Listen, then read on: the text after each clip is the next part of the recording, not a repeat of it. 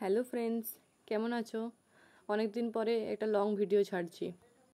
মনে তো হচ্ছে তোমরা আমাকে মিস করোনি, মিস করলে হয়তো কমেন্ট করতে। মিস না করলেও সেটা কোনো ব্যাপার নয়, কারণ আমি নিজের কারণে ভিডিও দিতে পারছিলাম না।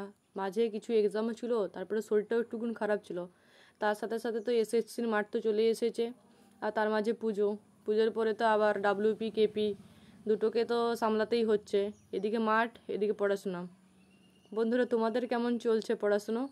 আমার তো চলছে মোটামুটি, কারণ এদিকে মাঠ যেতে হচ্ছে, আর এদিকে তো ডাব্লিউপি কেপি বা অন্যান্য আরও যে পরীক্ষার ফর্ম ছেড়ে রেখেছি সেগুলোর প্রিপারেশন চলছে।